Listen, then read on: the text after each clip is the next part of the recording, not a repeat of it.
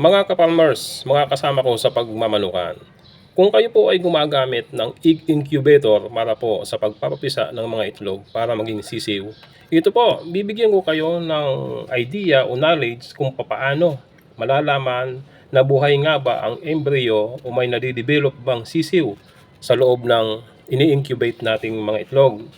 At ipapakita ko din po dito o ipapakita ko sa inyo kung ano ang itsura para ma-identify ninyo ang dead embryo o patay ng embryo at ang infertile egg.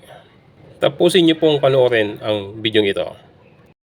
After 7 days po kasi mga kapatid mula sa pagkakasalang natin ng mga itlog sa egg incubator, ito po ay ikakandling na natin o sisilipin para po malaman natin kung fertile nga ba ang itlog. Ito po ang nakikita ng ito, yan po ang fertile na itlog o may nadidevelop na embryo sa ini-incubate nating itlog. Mapapansin nyo po may parang dot na yan, yan na po yung embryo na magiging sisiw na may nakakabit pong mga ugat. Ito naman po mga kaibigan yung dead embryo na tinatawag. Yan pong parang ring nakapalibot sa kanyang parang pulang guhit. Yan po ang sign na patay na po ang embryo sa loob ng itlog. Kumbaga po, hindi na siya madidevelop para maging sisiw. Yan po ang itsura niyan. Ayan. Kumbaga, malaki ang pagkakaiba niya doon sa fertile o sa may embryo o buhay na embryong itlog. Kung yung buhay na embryo ay mga ugat-ugat, ito pong patay na embryo ay wala kang makikitang ugat-ugat. May nakapalibot lang sa kanyang parang ring o parang pulang line. Yan po ang sign na patay na yung embryo. Ito naman mga ka-farmers ang pag-identify ng infertile egg. Yan po ang itsura niyan. Wala kang makikitang mga ugat-ugat o wala kang makikitang embryo talaga sa kanya na madidevelop para maging sisiw. Yan po ang itsura niyan.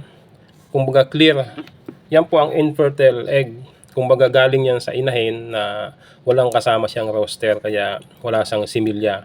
Sa madaling sabi po, hindi po talaga siya madidevelop na sisiw. Yan po ang itsura niyan. Kaya po yung itlog na ganyan at saka po yung dead embryo, importante pong maalis natin yon o may remove natin yon sa incubator kasi may possibility na yan po ay mag-explode pag pinatagal pa natin yan sa incubator. Madadamay po yung mga buhay na embryo doon, makukontaminate po yon, madadamay po sila. Posible pong mamatay din ang mga yon. Mga farmers, importante pong maunawaan ninyo o malaman ninyo ang ideyang ito. Ang tawag po dito, uulitin ko, ay candling.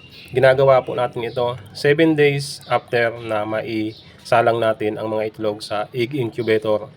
Candling o pagsisilip ng itlog. Sa gabi po natin ito ginagawa para mas maganda ang pagsisilip natin sa mga itlog. Ayan, sana ay nabigyan ko na naman kayo ng kapirasong idea, ngunit napaka-importante sa ating pagmamanukan. Maraming salamat po.